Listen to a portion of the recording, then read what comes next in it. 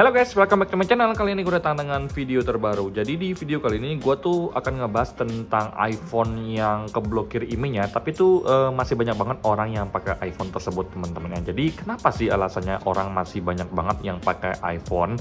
Walaupun IMEI-nya tuh udah keblokir, tapi bagi mereka itu masih sangat-sangat oke guys ya. Jadi tanpa banyak basa-basi, kita langsung bahas bareng-bareng teman-temannya. Let's go! Oke guys, jadi di tangan kiri gua ini itu adalah iPhone 8 gua yang normal-normal aja. Jadi ini tuh punya gua teman-temannya, dan untuk sinyal itu lancar jaya, semua kartu itu tidak ada permasalahan sama sekali. Udah gua pakai hampir 3 bulan sebentar lagi dan semuanya tuh aman, lancar dan normal. Dan gua masih sangat menikmati untuk iPhone 8 ini sebagai iPhone utama gua untuk pengganti iPhone 13 gua yang lagi ngerekam ini.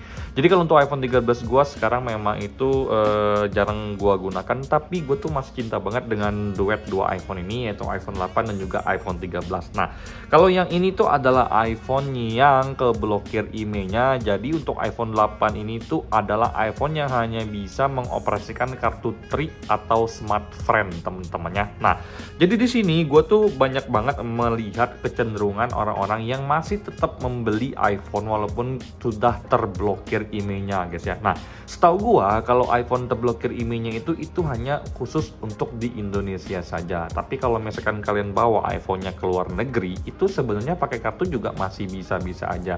Jadi correct me if I wrong teman-temannya. Kalau misalkan kalian ngerasa gue salah, kalian bisa koreksi gue. Tapi setahu gue sih peraturan blokir IMEI itu hanya untuk di Indonesia doang teman-temannya. Jadi sebenarnya kalau untuk iPhone ini sebenarnya di luar negeri itu masih berfungsi kalau kalian pakein kartu luar negeri guys ya. Nah, jadi di sini gue masih melihat banget kalau untuk iPhone 8 ini, walaupun dia itu untuk dari sisi sinyalnya itu tidak bisa menggunakan provider di Indonesia, tapi sebenarnya untuk dari sisi fungsional itu sama persis dengan iPhone gue yang normal ini teman-temannya. Nah, di sini gue pengen ngajakin kalian untuk ngelihat sendiri kalau untuk iPhone normal dengan iPhone yang keblokir IMEI itu sebenarnya tidak ada perbedaan sama sekali. Dan gue harus bilang ke kalian juga kalau untuk iPhone yang keblokir IMEI itu tidak sama dengan iPhone bypass teman-temannya. Jadi kalau misalkan iPhone bypass itu adalah iPhone yang ke-lock ya teman-temannya, yang ke-lock iCloud-nya, yang nggak bisa dibuka kemudian di bypass. Jadi ada yang namanya bypass regular itu seingat gua nggak boleh dimatiin, terus ada yang bypass premium itu bisa menggunakan kartu seluler dan juga boleh dimatiin. Syaratnya cuman tidak boleh di-update iOS terbaru teman-temannya. Nah, jadi kalau untuk iPhone blokir IMEI itu sama sekali tidak ada permasalahan sama sekali. Kalian bisa bebas update iOS jika ada iOS terbaru yang muncul teman-temannya. Nah, jadi kalau misalkan untuk iPhone 8 yang udah keblokir IMEI-nya ini, itu dia untuk software update-nya tuh masih di update-an yang terbaru teman-temannya. Ini gua cek bareng-bareng dengan iPhone 8 gua guys ya. Di sini kita cek bareng-bareng teman-temannya di software update. Nah, ini kita lagi ngebaca. Nah, ini up to date iOS 16.78, sedangkan punya gua ini tuh dia juga masih up to date 16.78. Jadi sebenarnya tidak ada perbedaan sama sekali antara iPhone gue yang normal dengan iPhone yang udah keblokir IMEI-nya ini teman-temannya. Nah, kemudian untuk dari sisi fungsionalnya juga lancar-lancar aja, tidak ada permasalahan sama sekali.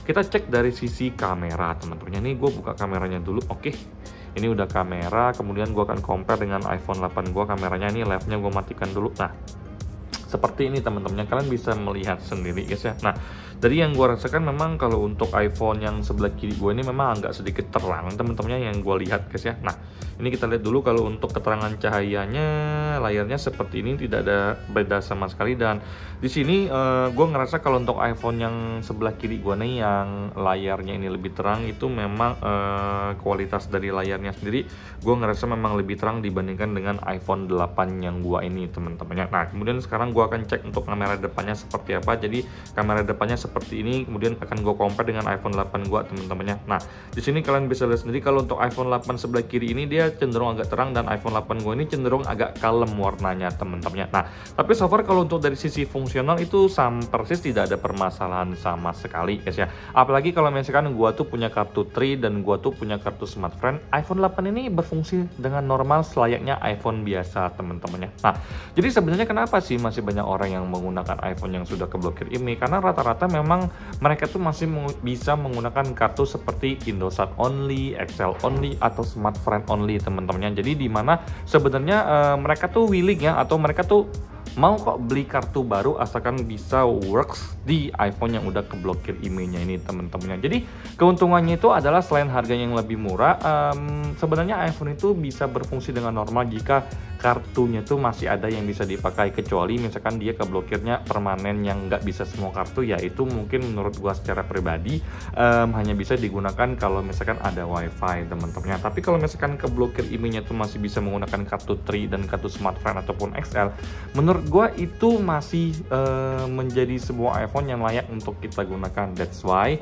masih banyak banget orang yang mencari iPhone yang keblokir email. Jadi misalkan keblokirnya hanya bisa dipakai Indosat, masih banyak banget sih teman-teman di sekitaran gua dan orang-orang terdekat gua yang masih menggunakan iPhone keblokir email tapi bisa pakai kartu 1 atau 2 seperti Smartfren atau Indosat teman-temannya. Karena kalau dari sisi fungsionalitasnya itu bisa berjalan lancar, tidak ada permasalahan sama sekali.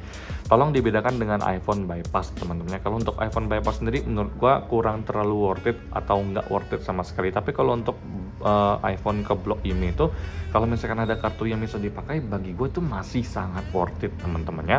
Oke guys, jadi kalau kalian nanya ke gue, bang sebenarnya iPhone yang keblokir email itu masih worth it nggak sih dipakai? Nah di sini gue jawab, selama misalkan kalian masih dapat iPhone yang keblokir email tapi bisa menggunakan satu provider seperti AM3, Indosat ataupun Smartfren dan XL, gua rasa itu masih sangat worth it. Karena untuk iPhone yang keblokir email itu pasti dia harganya lebih rendah daripada iPhone yang normal teman-temannya. Nah bagi gue yang nggak worth it itu adalah iPhone yang dia keblokir email tapi dia nggak bisa menggunakan kartu sama sekali. Bagi gue itu kayaknya nggak usah deh.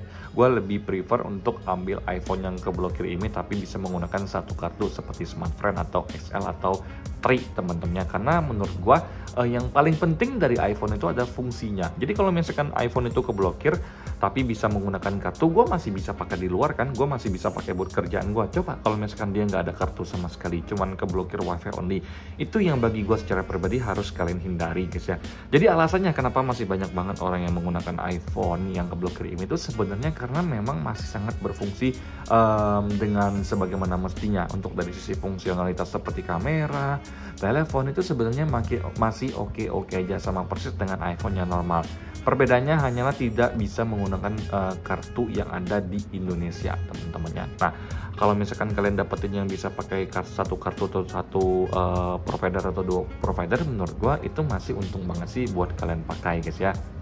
Saran gua adalah kalau iPhone yang udah jadul ya, seperti iPhone 8, iPhone 10, 10R yang misalkan keblokir emailnya cuma bisa pakai 1 atau 2 kartu doang, ya gua rasa nggak perlu terlalu wajib kalian untuk install yang namanya mobile banking ya. Karena aplikasi banking itu adalah aplikasi yang menurut gue secara pribadi kalau bisa install di iPhone yang normal, sinyalnya lancar jaya, nggak ada masalah sama sekali, bukan bypassan dan normal-normal aja guys ya. Tapi so far kalau untuk iPhone bypassan, iPhone keblokir email yang masih bisa menggunakan kartu, so far menurut gue tuh masih yahut banget sih, selama fungsionalnya tuh masih berfungsi dengan baik teman-temannya. Contohnya adalah iPhone keblokir email ini dibandingkan dengan iPhone gue yang normal ini sebenarnya sama-sama aja, nggak ada perbedaan sama sekali. Bedanya ini cuma bisa pakai kartu Tri dan Indosat dan kartu Tri dan Smartfren, sedangkan ini bisa pakai semua kartu karena masih normal teman-temannya. Nah sekian video gue kali ini, biar kalian tahu kalau misalkan kalian tuh lagi nyari iPhone murah tapi yang keblokir email itu, mending yang keblokir email tapi bisa pakai satu provider atau ya 2 provider teman-temannya. Nah sekian video gue kali ini, semoga kalian mendapatkan sedikit manfaat dari video gue yang sederhana ini. Sampai jumpa di video selanjutnya, bye bye guys.